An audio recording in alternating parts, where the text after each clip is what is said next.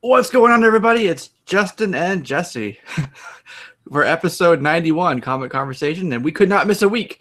We both are very heavy on continuity and keeping it going, so we had to bring you a show, even if it's a day late. So here we are with episode 91. I already see Jackio. He's here. He says, always looking forward to the show no matter what day it's on.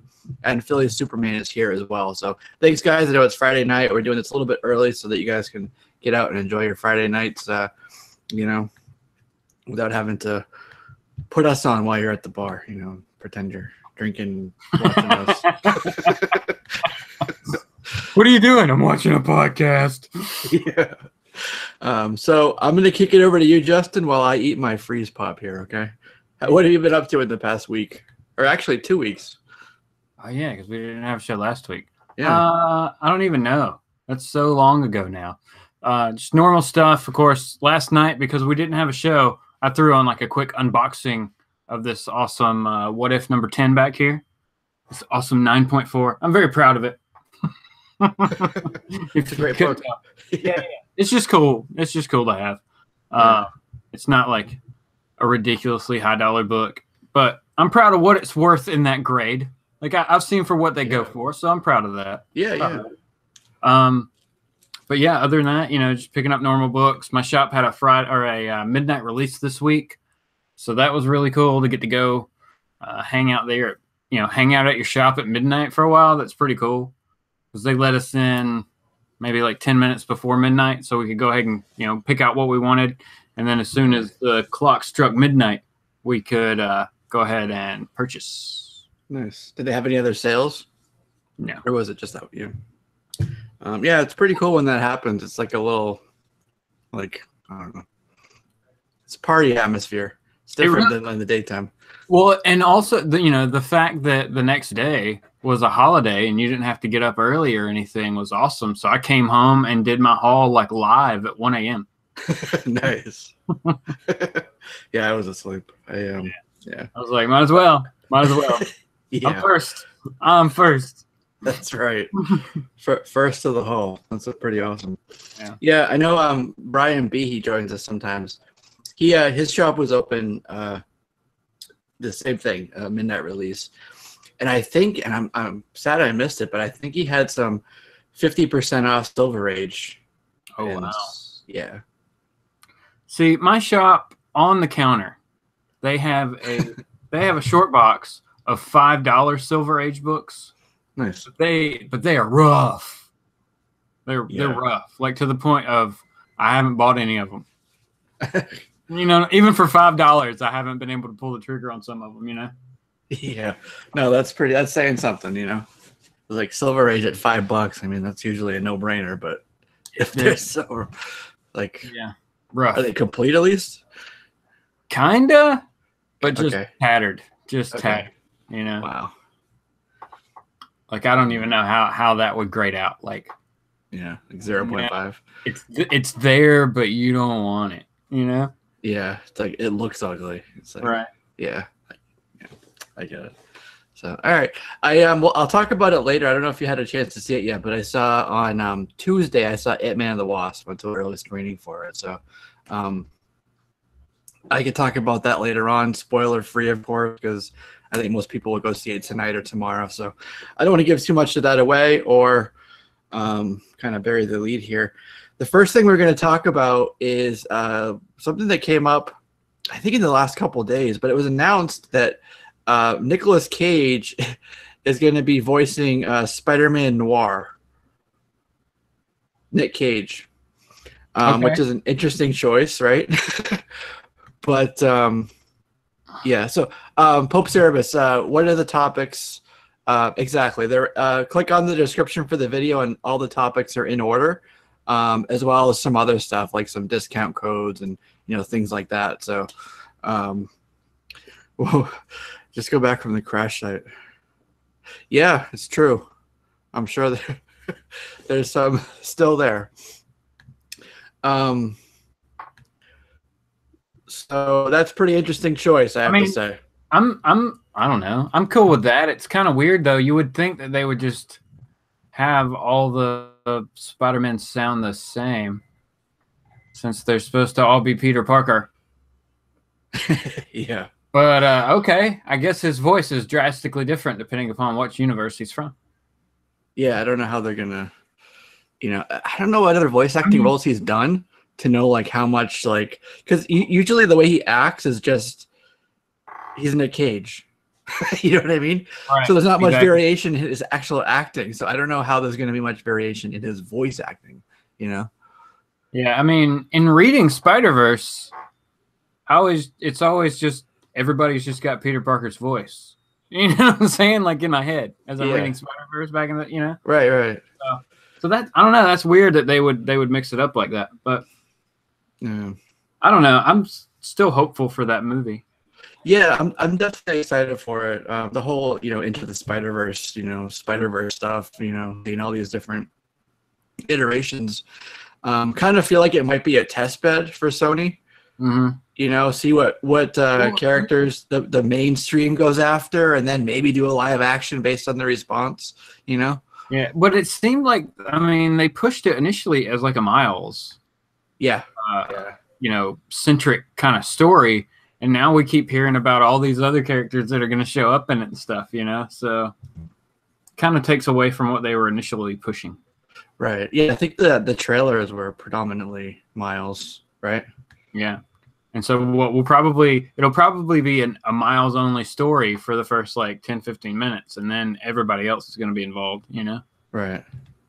Yeah. But still, I want to see it. I'm hopeful. Like I said, I'm hopeful it's really cool. Yeah, hopefully. And with Nick Cage, this will be kind of like, because he did it wasn't released, but he did Superman, which I saw that Jay mentioned.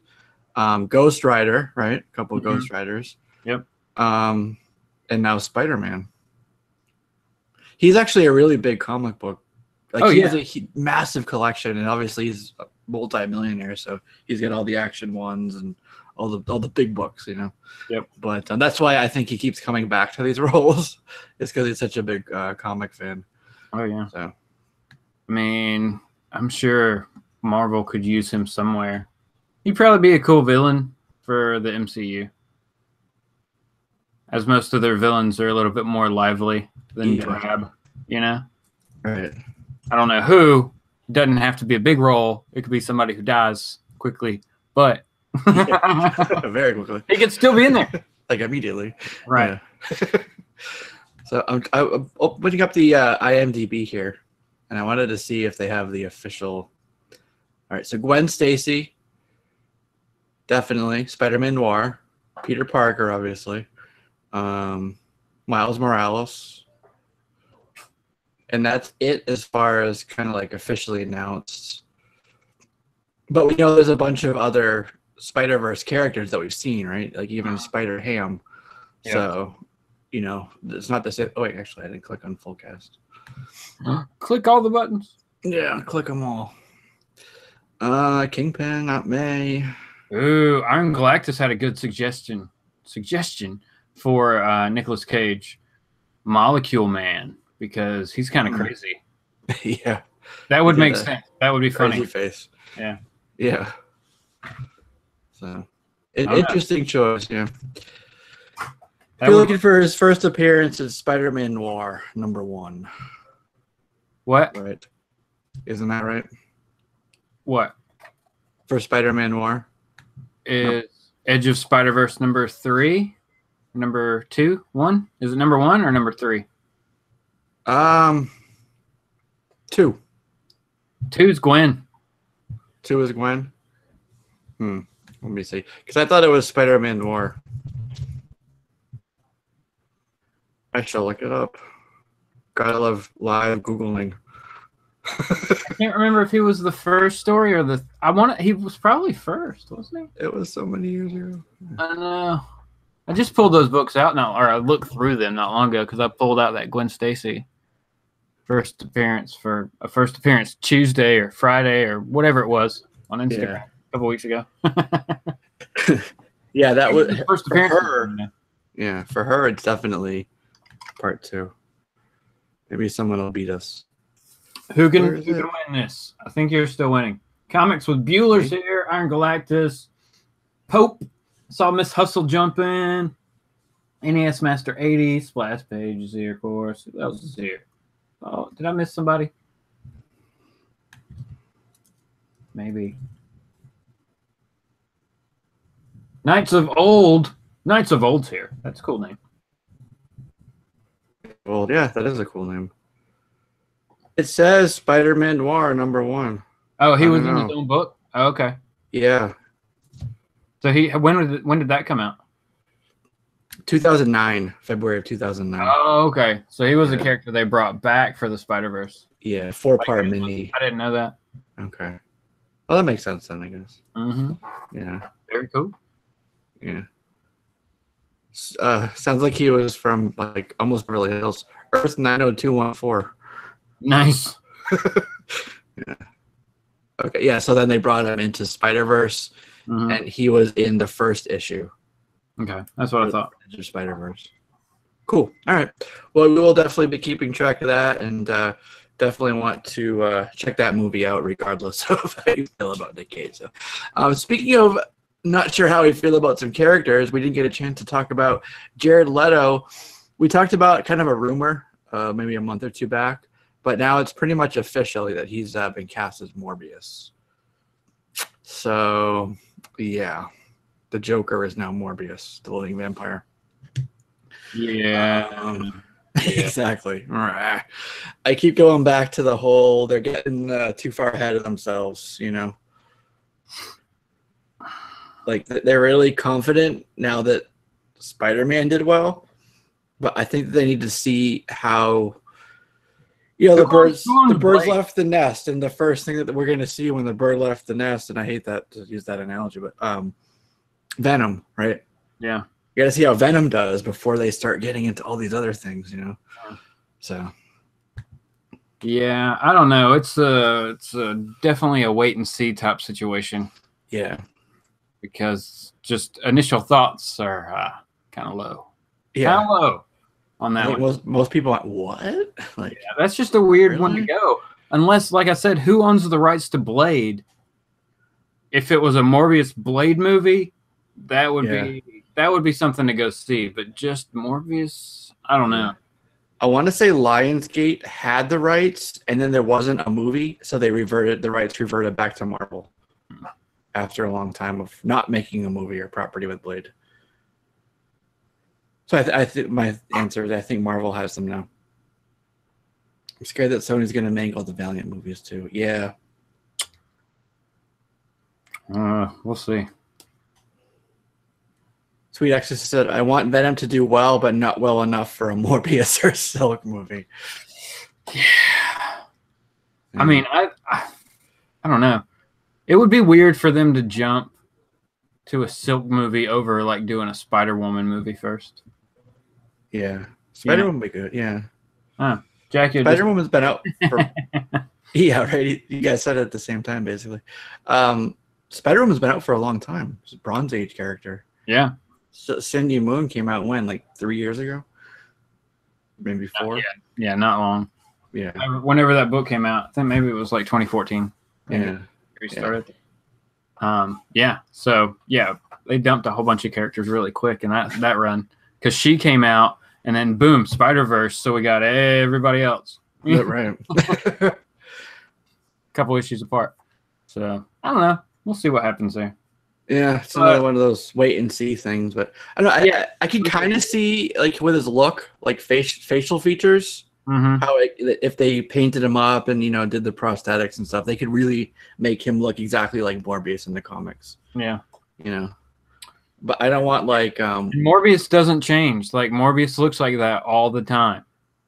Yeah, he doesn't have a human looking form. I don't think. Well, he'd have to start with that. Well, yeah, but I'm just saying, like, once he's Morbius, he's Morbius.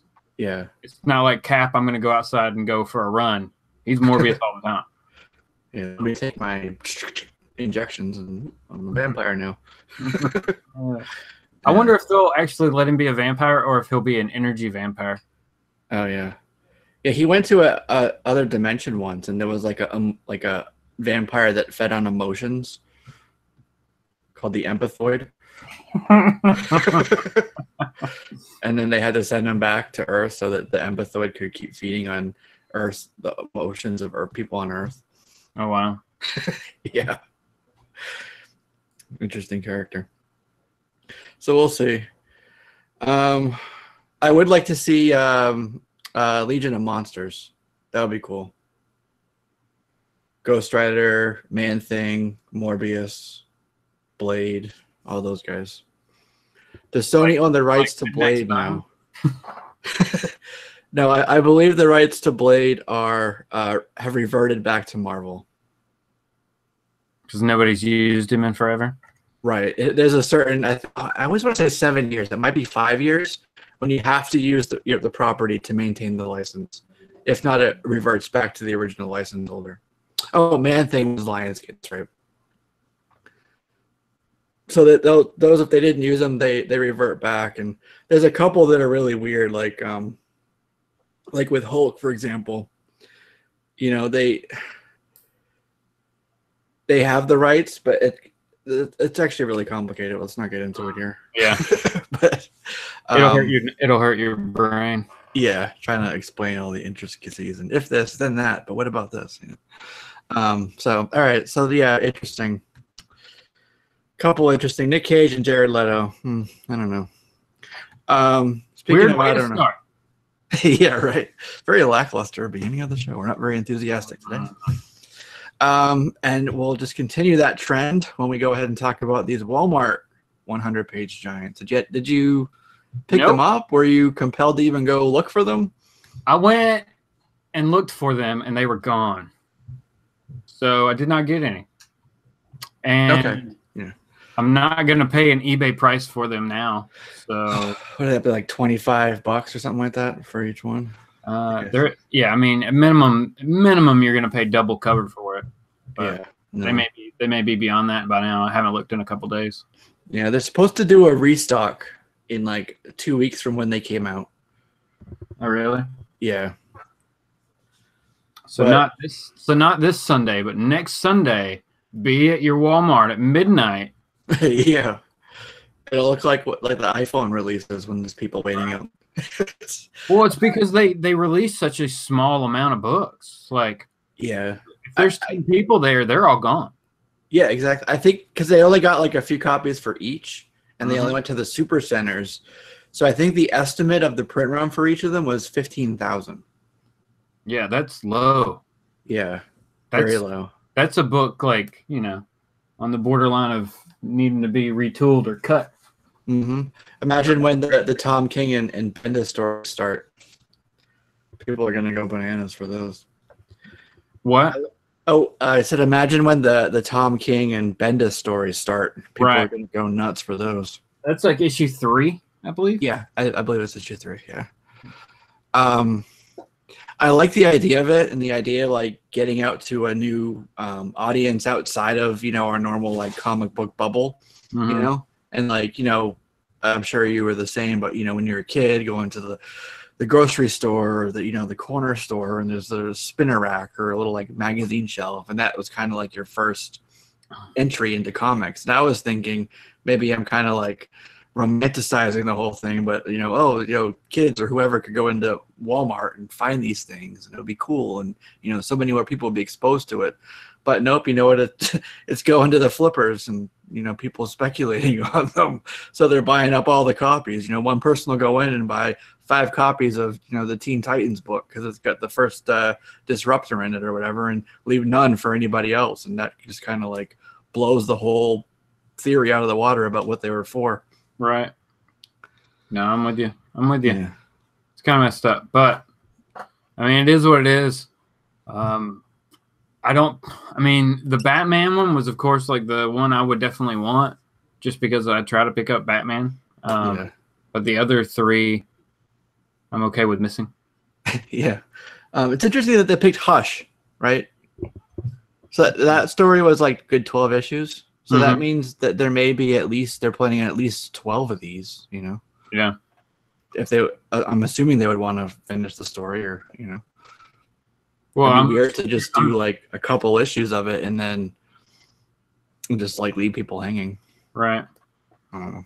Well, I'm sure the order's been made already. Like it's a done deal. Like, oh, we're putting this. We ordered this many from you. You know. Yeah. But yeah, 15,000 is super low. I did go to a shop on this day of. I actually heard that some of the Walmarts released them a day early. Oh, bad. Yeah, but I went on July 1st. I looked around, and alas, there was nothing. Not even the box. You know, like the display box. They didn't even have that. They just had the one for the other, like the 3-packs and the DC Showcase magazines. Yeah, but that's it. The Walmart closest to me still had the display box, but no comics. Okay, so yeah, you were truly sold out. I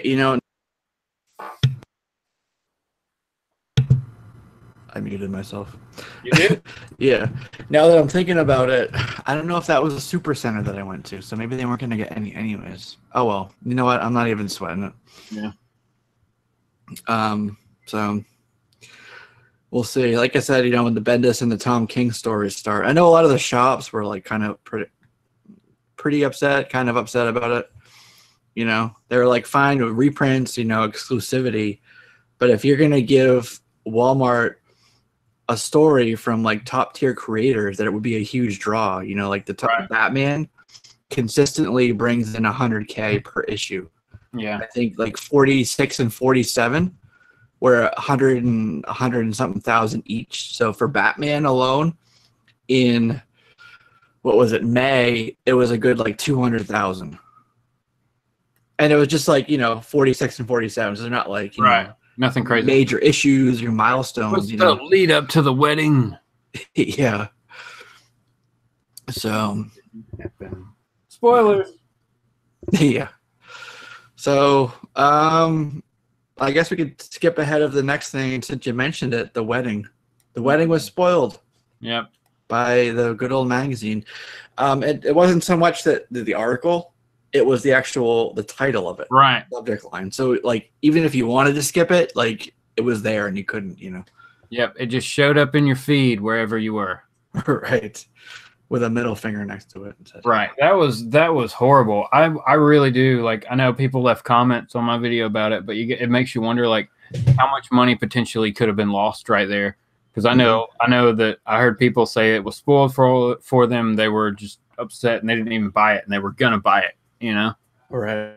So really big marketing snafu right there. Yeah. Crazy too, because they had Tom King going on like talk shows. He was doing like a press circuit, and tons of shops had the store exclusives. They were like, people were counting on this heavily to be like this major thing. Right. Yeah, I think my shop, that's partly one of the reasons they did the midnight release is you had all those variants for Batman 50. You had all those Cap 100 variants, so they were hoping that was going to bring in a whole bunch of people. Right. Like I said, I guess we'll never know, really, the financial impact. Exactly. What a shame. Spectus has said that, as he told you on his podcast, he's going to be dropping the Batman book until Tom King is off of it. So that means he's got to wait another couple years. Yeah. Tom King did say he's playing the long game here. The story is, it's going to kind of wrap up at or right around issue 100. I don't know exactly what, but that puts this right at like the halfway mark for the story. And one thing I did want to mention that's interesting is that in the last page, I'm not going to spoil everything, but there are some villains on the last page. You know what I'm talking about? Yeah. Okay. So if you notice, you had Gotham Girl. That was from the first story arc, I Am Gotham. Mm-hmm. Hugo Strange was there, which was the next story arc, Night of the Monster Men. Ventriloquist from I Am Suicide. Bane was there from I Am Bane. Right? Mm-hmm. You see where I'm going with this? Yeah. Joker and the Riddler were there. War of Jokes and Riddles. Thomas Wayne was there from, what do you call it? The Button. The Button. Right? And then the guy from The Gift was there. Yep. What was his name? Skeeter? Something like that? Yeah. So this story has pulled in all of those people from the different arcs up to this point. That tells you that he's really playing a long game with this, you know? Yeah, super long game. Right, and of course this is, you know, involving Catwoman, so she's wrapped up with those characters and stuff, so pretty interesting. Philly Superman said, it shows that his run was more than just the wedding. Right, exactly. So the wedding is just one piece of the story. It's not the culmination of the story, or what do you call it? What's the word for it? Oh my God. The climax of the story. Yeah. Right. It's just the halfway point. We're at the halfway point. So now we can speculate if do they make it back to the altar? Do they try again? Does Batman find a new love? Does Batman give up on love? Right. What's going to happen in these 50 issues? So right. It's going to be pretty crazy. Does Batman ask himself, what is love? What is love? Baby, why you hurt me? Oh. Catwoman don't hurt me. No more. But I mean, it's Batman. I hate the Sweet X just dropping it. I understand. Yeah. Oh, well, he's still picking up Detective, so that's cool. That's cool. Okay. I'm just sticking with the main Bat title. I'll probably jump back on Detective as it gets closer to 1,000 and just see where it's going. But right. I chose at one point. I had that decision. I was like, do I buy both or do I just get one? I was like, I'm just going with Batman. Yeah. You know, I got to say, it's comics. Mm-hmm. It's comic books. We know nothing goes the way it should. These people get run through the ringer all the time. You know, they have these stories or everything's fine for a little while, like, you know, and then it just all goes to hell. I mean, like Parker Industries, for example. But are people really surprised that this didn't go so smoothly and there was like no hitches to it? And again, it's comics. You know, that's what happens. Yeah, I mean, just think, I mean, he's going through his journey now. Tom King's got Batman going through his journey. Just like, you know, the crazy stuff. If you look what Jason Aaron's been doing with Thor for however many years he's been on Thor, you know, it's just an up and down journey. But by the end of both of their runs, the characters will probably be kind of reset to where they were at the beginning, you know? So the next creative team can come in and take over with that character. Right. Yeah. You don't want to leave them like too like out in the weeds somewhere for the next guy. That'd be like, whoa, crap. What do I do now? Right. Like, how do I pick up from this? This is not the title I signed up for. Exactly. Yeah. No, exactly. They always have to bring them like back to that status quo, you know, and then they get whacked around from there by the next creative team. I'm glad this is at least someone got married in X-Men Gold. True. Maybe Nightwing should have gotten married. Yeah. He might get married eventually. Who's he gonna marry? I don't know. Okay, I don't either. I'm not reading Nightwing, so I don't even know if he's like got a love interest in that book or not. I did pick up the new Nightwing this week, but only because the cover was really cool. That is a great cover, yeah. So, all right, cool. I skipped over this, but apparently there's been a lot of question about what Avengers 4 will be called. And we talked about this when, like, a couple weeks after Infinity War, I think, a couple of the different options, and this was one of the options. But there was a leak that says pretty much confirmed, and again, it's confirmed, but still a rumor, so don't think I'm saying it's absolute, that it's Avengers Endgame. Avengers 4 will be called Avengers Endgame. So I was going to ask Justin. I'll ask him when he gets back, but for the folks in the chat or later, there he is, like the Flash. What do you think of Avengers Endgame as the title? I mean, I'm okay with that because, like, it feels like Iron Man at some point has made that like question of like, what's the end game here? Mm-hmm. Like when he was, you know, going through something or something. So it kind of makes sense that they would use that. Right. Yeah, he specifically used that exact phrase. Okay. Yeah. We're in the end game now. Right. So, yeah, and I think that's what it's all leading to. Like, there's stuff going on behind the scenes that we haven't, you know, seen yet, as it were. Mm-hmm. And that's going to kind of be out. Like, it was Tony's been planning for this the whole time. And Doctor Strange did something that we're not sure what he did before he went. So yeah, we will see. We will see. Yeah. Yeah, he had all those millions of possibilities that he saw, and there was only one solution, and he still let things happen. So that all must tie into that one solution that he saw, right? Even if it seemed weird to us at the time. Jason Smith is triggered by Nick Cage being Spider-Man. No. It's like, yeah. So he's voice acting Spider-Man Noir for Jason Smith. So he's not going to be physically him. It's his voice. And it's going to be for the Into the Spider-Verse film that's coming out later this year with Miles and Spider-Gwen and, all those characters. So just want to answer that for Jason Smith. And he said it's going. What's going? Oh, how's it going? His mail business. Yeah. So you'll still have Tom Holland as Spider-Man, Jason. I know how much you love him. For a while. Yeah. He's not going. That kid is not going to give up that role for anything. Do you blame him? No, yeah. I don't. But I'm just saying, like, he's in. He's happy. He's not going anywhere. Yeah. Well, he's contracted for 5. So he's already been in 3? Civil War, Homecoming, Infinity War. He's got Far From Home, and Avengers 4. So that's 5. Nice. He'll resign. Yeah. I don't see why not. No. Far From Home. Yeah. That's an interesting name. I guess he's going to be going to England for a while. So when is this one going to take place? Before after Infinity War? Or no, it'll be after. It's after, yeah. It's after. Okay. Yeah, so he's going to be going to England, and a lot of people are thinking that maybe Captain Britain will show up in the movie. What? That would be sweet. Right? That would be cool. Awesome. Yeah. Which would be pretty awesome also because who's his sister? Psylocke, ex-woman. So that'd be awesome. I know she wouldn't show up, but just there would be that connection there that I would be happy about. I mean, by the time that movie comes out, she could show up. Yeah, true.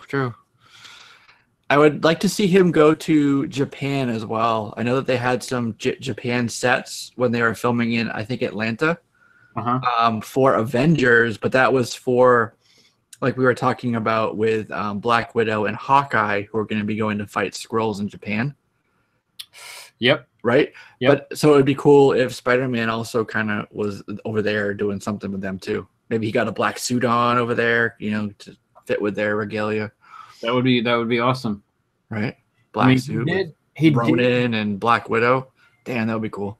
What issue was it? It was Spider-Man and Deadpool number 8, 7, 8, 9, somewhere in there.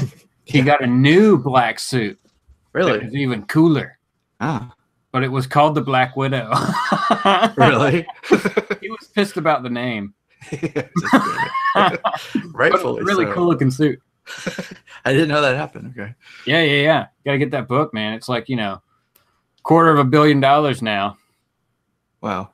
Yeah, I picked up the first, I don't know, like 10 or 15 issues, and I was cutting my pull list, and that was one that just didn't make it. But so if you picked up the first 10 or 15 issues, you've got it. Yeah. Oh, okay. That's true. You said 7, 8, or 9. Yeah. Okay.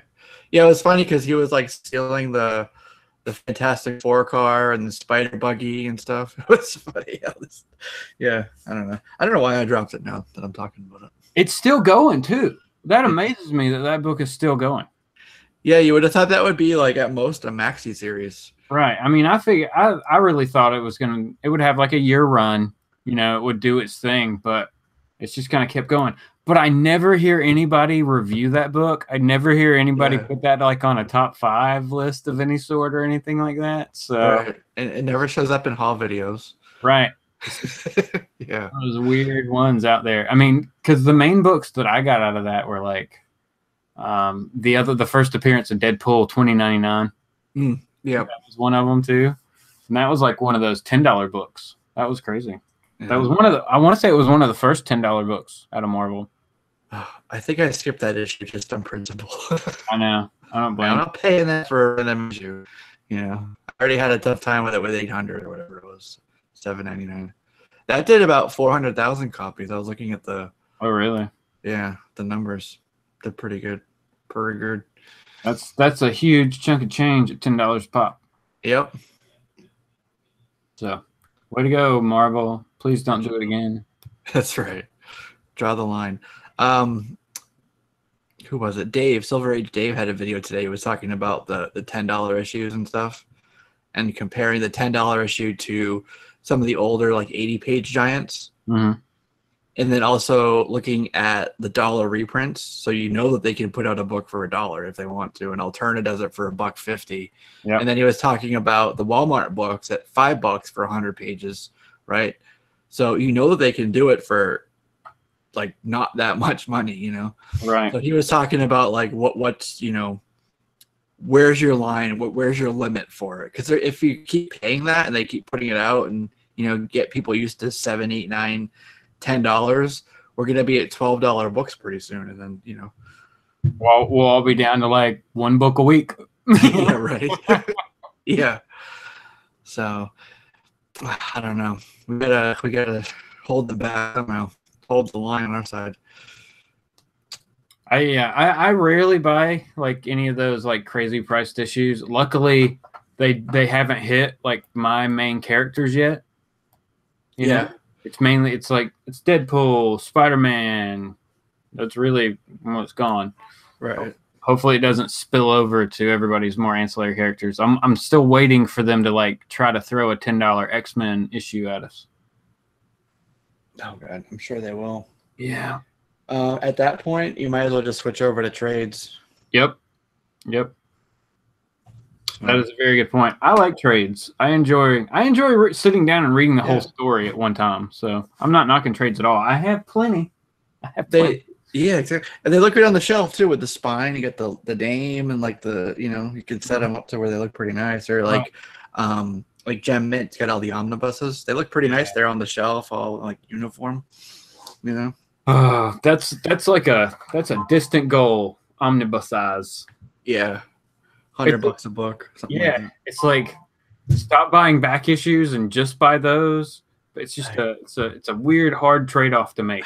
You know? I wish I was disciplined enough. I've been saying for a while that what I want to do is just pick up keys, right? Yeah. And go for like all the other stuff as trades or even omnibuses, but I just haven't been able to make that jump yet. I like picking up the floppies too much. So.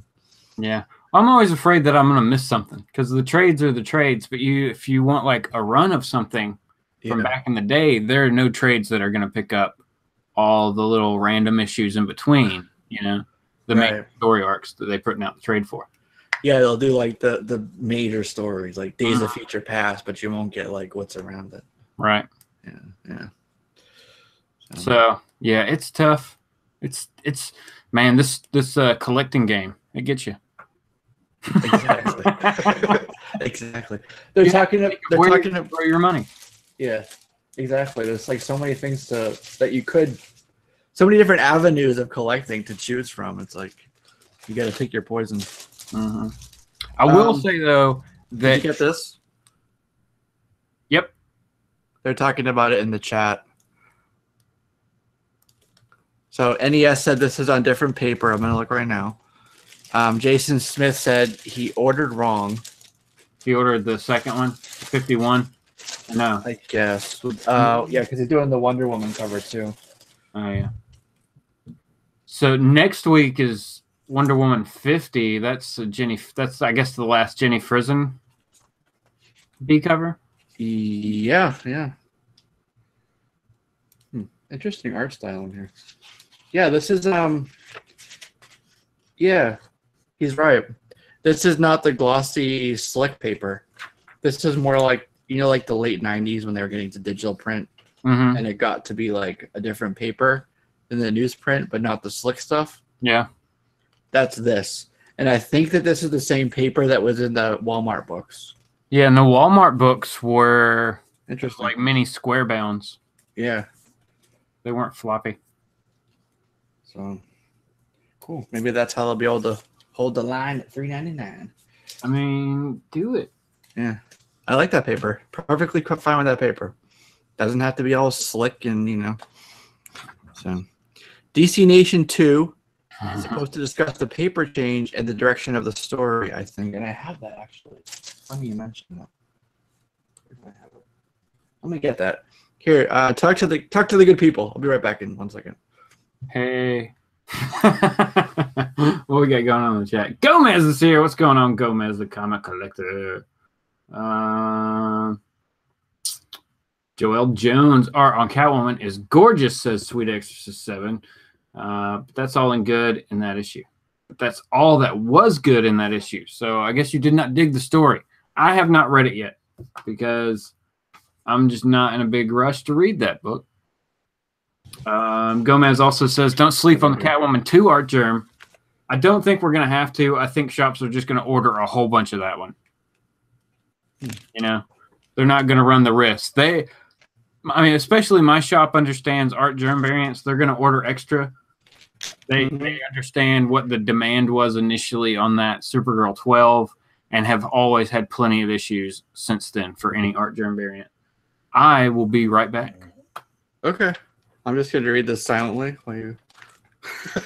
So I was looking for Iron Galactus said DC Nation 2, which is this, is supposed to discuss the paper change and the direction of the story. So I'll look for it later. But I do know that in the beginning here, there's a letter from Dan Didio, this letter from the publisher. And in this, I read it earlier, he's talking about Batman 50. And one of the big hurdles is when they make a story, when they try to create something, because the fans are so well-versed in the characters and the backstory, to come up with something that is still a surprise. And still like have something that, you know, people will, you know, want to buy. There's a lot of product out there, he says, and, you know, kind of coming up with things that are compelling. I believe it is, because 51 Art Germ is doing the cover B. I'm talking to Pope there. So he's talking about all these different concepts here to kind of like bring about something that you would want to buy, basically, and have still there be some sort of surprise there, but still in a way that maintains the core truth of each of the characters. So it's a pretty interesting read, but when you read it, it kind of feels like he's writing this to save face because of what they did with spoiling the Batman 50 story. So, yeah, so pretty interesting. That's this. It should be at your shop, and it is free. There you go. It's free.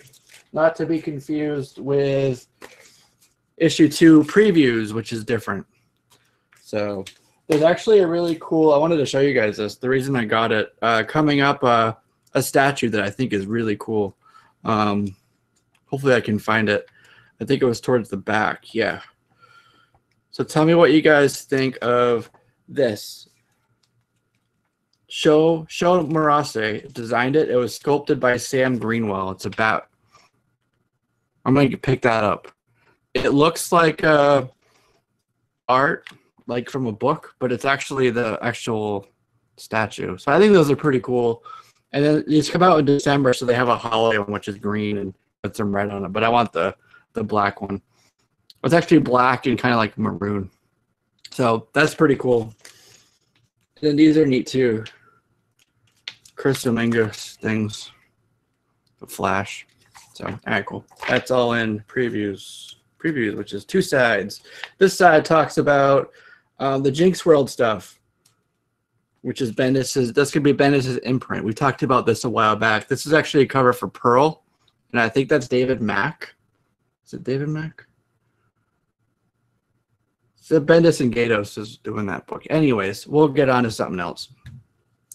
So I don't know how you guys felt about Comic Book Man, but that was a show that I enjoyed watching. Of course, it was on AMC very late at night with Kevin Smith and the guys from the Secret Stash. And it was canceled at issue. I'm saying issue at at 96 episodes. So kind of a shame. I know some people didn't like it too much.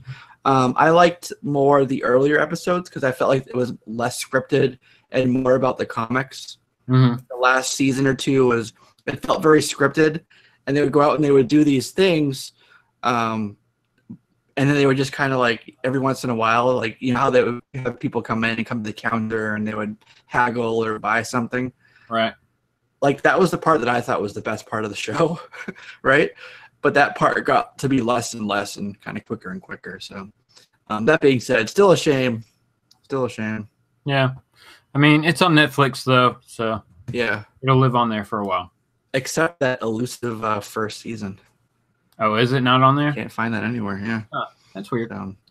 But I think that maybe we should reach out to AMC and be like, well, you know, you got an open time slot now, and there's a panel here that could panel through 30 minutes. We promised to actually talk about comic books. Yeah, that's right. You want comic book men. We're comic book men right here. Right, that's right. I mean, yeah. I'm pretty much always wearing a comic book T-shirt, so come on, put us on right. Yeah, and I got Darth Vader on today. Good, that counts. Comics. Yep. Actually, Star Wars saved Marvel in the 70s. Did you know that? I can see that. Yeah. Yeah, what a shame. And I'm trying to see if anybody else responded on that. Sweet Exorcist said Comic Book Men was a fun show. Jackie said he's bummed about Comic Book Men.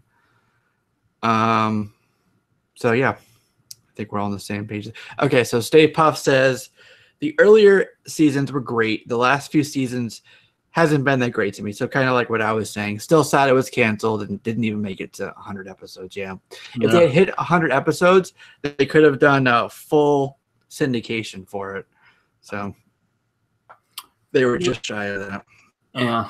You would think that they would change the syndication rules, especially because there's a lot of shows that are never going to reach that because they only do like 10 episodes a season, you know? Right. Yeah, exactly. They'd have to go a while for that. Mm-hmm. Yeah. Like, I wonder what Walking Dead is on. How many episodes? No clue. Not even an idea. Like, is that you don't watch that show? No. I mean, not 115. Oh, okay. Yeah. Yeah, I dropped off like 2 seasons ago. Yeah. They're doing blind bags. We talked about them a couple weeks ago. The blind bag variants. Yeah. They just released all of the artists for each of those. So it's pretty interesting. You got a lot of big names on there. You know, J. Scott Campbell, Sana Takeda, a bunch of people. And they're doing the 3 different covers, so you won't know which one is in the bag. Mm-hmm. Oh, for each so they're doing 1 for each artist. Mm-hmm. And then 3. So they'll be like the regular, the Virgin, and I don't know, something else. Oh, nice.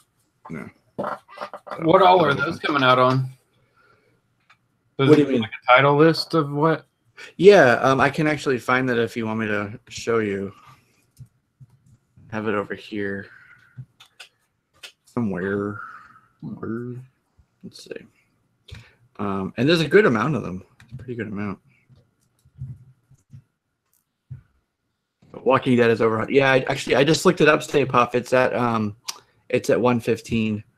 And then Jay is fleshing out what I was saying a little bit more. He said they have 3 tiers for syndication. 65 is the minimum. 88 opens it up to more markets. And what's going on here? And at 100, it opens up to all markets. So there you go. Okay, so here we go. But bam. Okay, so what I can do? Can I close that? No, I have to do this. So I'm gonna share a Facebook page with you. Exciting, right? Yay! What's Facebook? Bam. Faceplate. Present to everybody. Broski. Hey, look at that. I got a thing. So David Finch, Chris Samney, and you have the Diamond ID is there too. So they're doing it's not just the issue, they're doing different ones for, say, like this is Walking Dead 1, to 7/19. 19 is the J. Scott Campbell. I know a lot of people like him. A bunch of others. David Finch, Walking Dead 1. Chris Samney is 2. Declan Shalvey is doing issue 27. So a lot of people there. Yep. That's a lot. 15 variants. Good luck, Walking Dead fans. Yeah. And here's each one has a chance. Okay, so there's 4 different things you could get. Okay.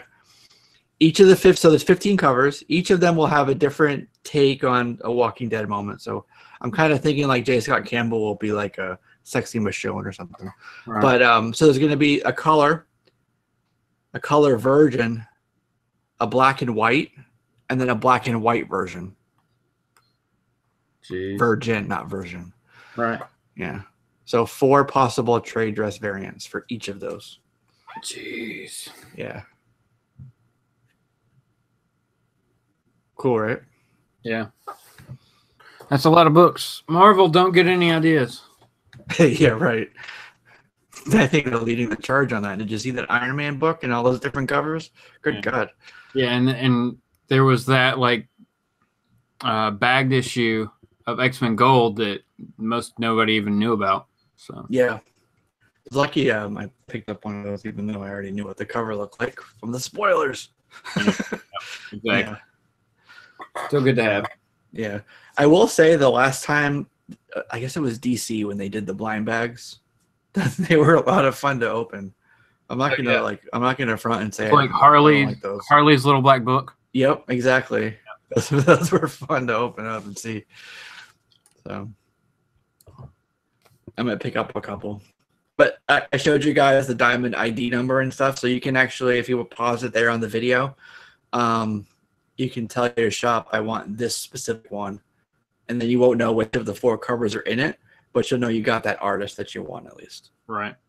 So, cool. Yeah. I know that you watched. There I go, screwing up my words again. It's Friday, so forgive me. Yeah. I know that you read Animosity. Yep. Right. What'd you think of that? I mean, no, it's a cool story. You know. Yeah. The animals all start talking. Yeah. Taking over a little bit. It's pretty crazy. Yeah.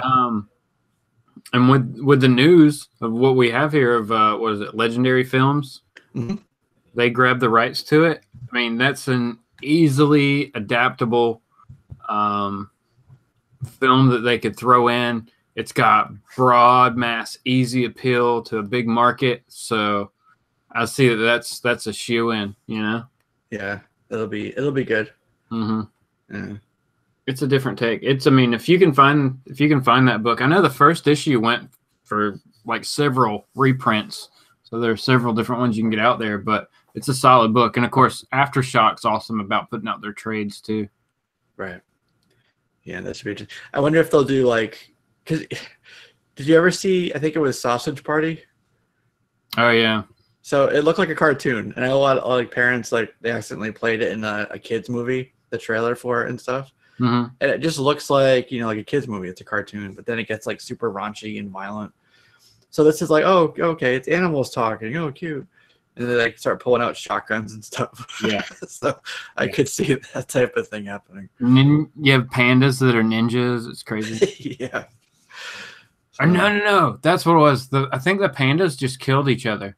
Yeah, they just shot each other in the face. Yeah. That was what it was. They just wanted to die. That would put a lot of kids into therapy, I think. See if they really do that, but still a cool idea, and I'm happy for Aftershock. You know, I don't know if this is their first, but definitely a good push for their company to have a book get picked up. Yeah, absolutely. So Legendary is actually in the news a couple times. They actually this week also just announced that they're doing a live action Gundam movie. So that's pretty cool. More mecha, live action mecha. So eventually we'll have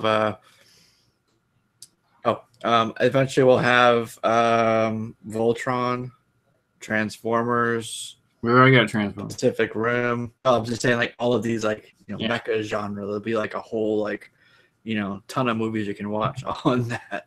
So I don't know. Do you like Gundam at all, or are you more? I know you really like Robotech, so I think that's more your thing. But yeah, I've watched some of the Gundam stuff, but I've never watched a series to really get into the story of it. I mean, of course, like it looks cool, but I just haven't. I've watched random episodes of, or maybe a Gundam movie. I don't even know. There's so much Gundam out there, you know. there is a lot, yeah. But I mean, cool idea. I'm completely cool with that. I like big robots, and I cannot lie. I'm with you on that. Yeah, it's really appealing to the kid in me right now. Mm-hmm. Yes, robots fighting. Cool. So, did you pick up Gideon Falls? I did not. Okay. And I got yelled at. I got yelled at in my comments for that. So. Oh, yeah, you should pick that up. Yeah. Because I know we talked about the shakeup with Valiant a while back. DMG had ended up buying out the, choosing to enact a part of their contract to buy out the rest of Valiant. Right. And when that happened, a few people left. Dinesh Shamdasani was one of them. He was the CEO. He was the one that was kind of like the heart and soul of the whole thing. He was the face of the company. He was kind of like their ambassador. A lot of people really liked him there. And he was responsible, one of the few who was responsible for their kind of like reboot in 2012. I think it was 2012. Yeah, they were trying to get right. When they relaunched everything again. Exactly right. So they were trying to get all these movies done. They had a deal. Obviously, they did the web series. I don't know if you saw that. There's a 5-picture deal with Sony that has people like Vin Diesel attached to it, and I think a few other people. Right. Which hasn't really gotten off the ground yet. So he ended up leaving. He was on for a consultant for a little while and then just stepped away from Valiant entirely. He ended up kind of, what they're saying is he resurfaced. So we kind of know what he's doing now. He has a company called Hivemind, and they picked up the rights for Gideon Falls. Nice. So that's going to be a TV series. We don't know what channel or what have you, but yeah, he's going to be doing the Gideon Falls for Image on TV. I can see that. Yeah. I agree with Jackie here. She says Dinesh is a comic book savant, and I'm shocked that Marvel or DC didn't hire him immediately. Yeah, that would have seemed like that would have been a really good pick for one of them, a good win, a good get, so to speak. Mm-hmm. Though they may have not have had a high enough position to give him at the time or something like that. You know, you never know. Yeah. Like you don't know. Or, I mean, it may be that he just wanted to focus on films. Mm-hmm. So, which seems like what he's doing, or TV or whatever. But I mean, I'm cool with that. I could see like kind of like a cross between like a Eureka and something else, like that kind of feel to it or something. Right. Maybe. Yeah. I think he would have been a good fit for DC. But they were doing so the whole thing with Comcast, right? No, AT&T. I think that that's been in the works for a while. So even when we were learning about, the buyout with DMG and Valiant and stuff, like they were still kind of planning on things back then.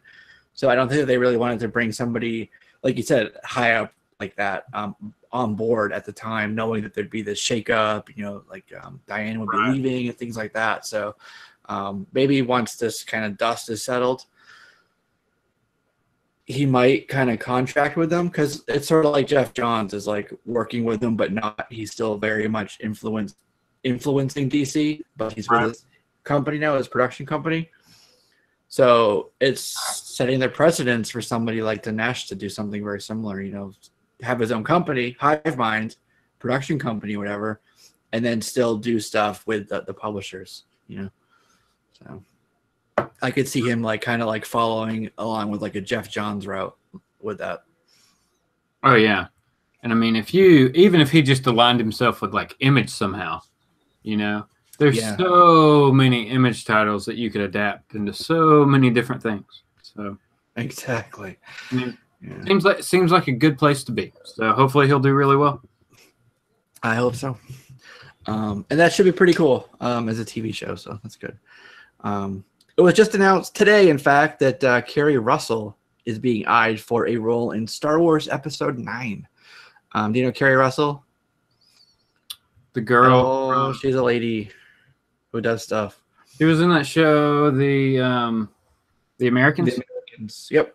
Yeah. There's Elizabeth in there. She's in the Americans. She was in Dawn of the Planet of the Apes. She had like a TV show way back in the day. Was it Felicity? I want to say it was Felicity. Yeah. Yep. Yeah. So yeah. I don't know about that.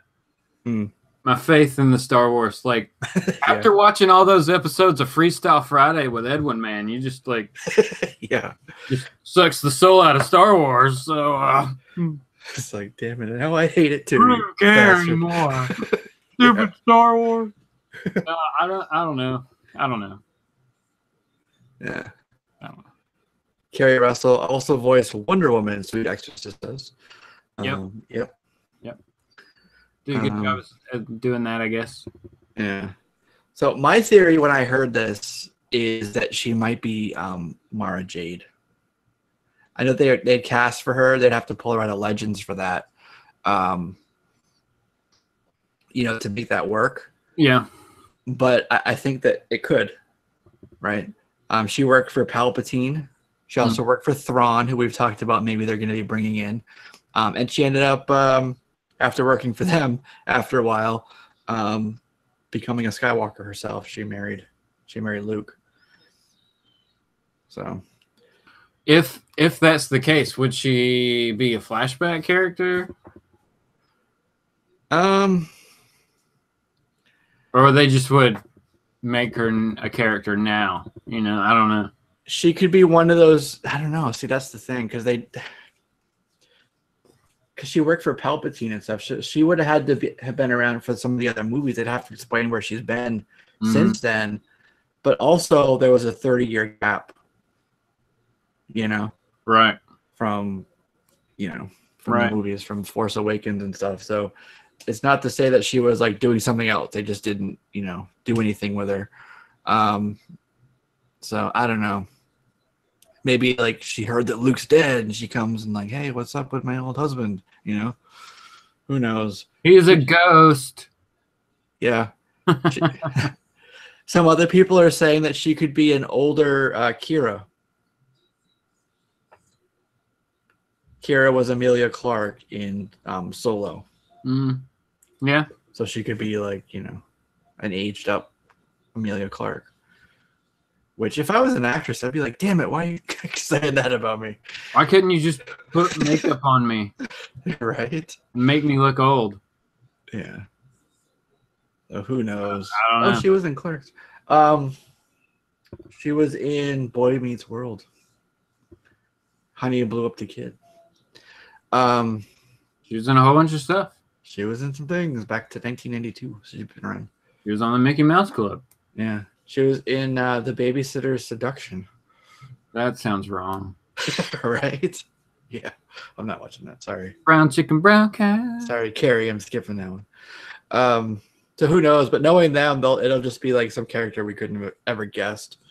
So that's pretty much it. I know you got to go pretty soon. I did want to ask you, are you seeing or have you seen Ant-Man and the Wasp yet?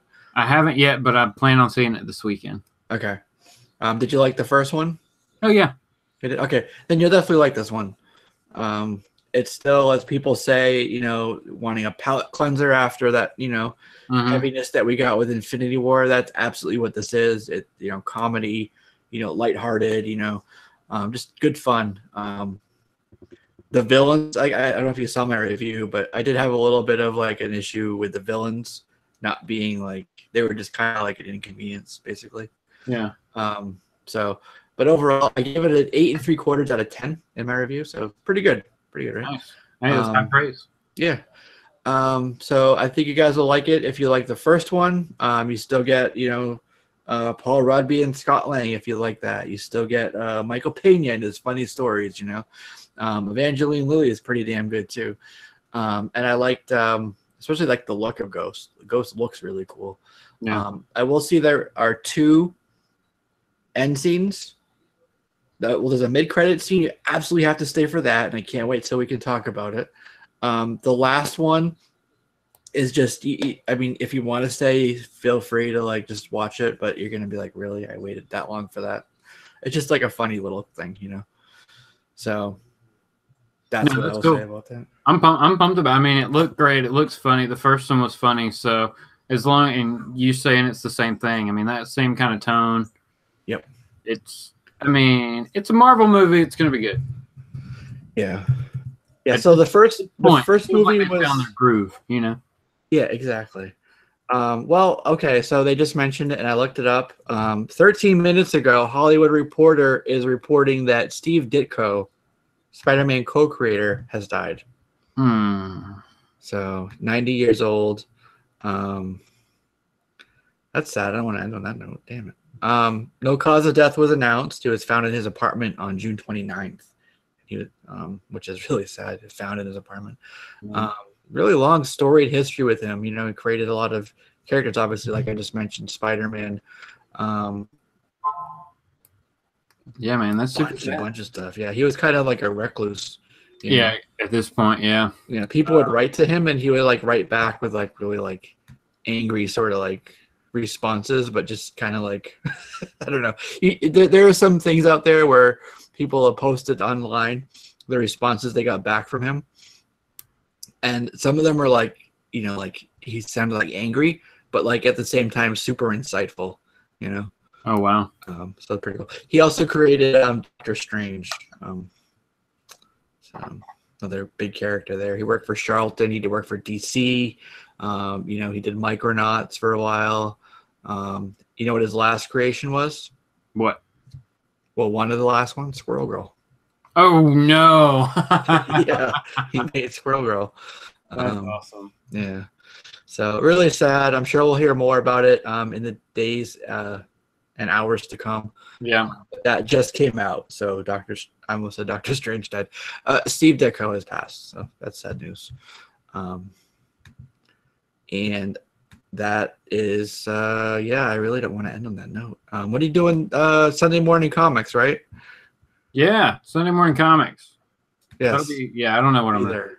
But yeah, Sunday morning at 10, be here. There's a one-day con this weekend, or just on Sunday. So I don't know. Timing may be off, but I haven't decided whether or not I'm actually going to go to it yet or not. I want to go, but there's another con next weekend, and then Dragon Con's coming up. So I gotta be picky, you know. Yeah, exactly. I got one coming up. When is it? A week away. SuperCon. Nice. I'm going to that. Nice. For one day. That's it. Mr. Unknown. This feels like the Lennon announcement. Yeah, I know. We've just been handed this piece of paper. Yes. This doesn't. Yeah. So normal fun stuff like that. I want to say that I'll have a review out tomorrow. So okay, look out for that. Okay. I will look for it. And I have another history thing coming up pretty soon. Got to record that. So I've been having fun doing those, like history stuff. Did one on the direct market, how that started, direct sales marketplace, and all that. So pretty interesting, at least if you like that sort of thing. You like those type of informational videos. I think you'll like those. Makes you a more knowledgeable comic book fan, and it's just good all around knowledge to have. That's right. That's right. And that's what we like to do on this show, folks. And we will do that again next week with episode 92. So come back next week and join us. If you're watching this or listening to us streaming, definitely check us out. The only place you can see us live is here on Tuesdays every Thursday night at 8:30 Eastern-ish, 8:35. When's the next Super Chat? Tomorrow, 5:30 p.m. Super Chat. Open mic, freestyle, no format. We flushed the format down the toilet, and we're just doing a wing it. But it's a show that anybody can join, so come join us. We'll put the link in the description and the chat throughout the show, and you can pop on and say hi and plug your channel and chat about comics and this and that and the other thing, and just have a good time. I'm pumped. So yeah. I was upset I missed the second one. It looked like y'all had a fun panel. Yeah, we did. It was pretty cool. A few people, extra people joined us, so it's growing. It's growing. You want to be a part of that, you'll be there tomorrow. Yeah. And that'll do it, guys. This is episode 91. Comic Conversation. We're on the road to 100. We'll see you next week, guys. Have a good one, everybody. Thanks.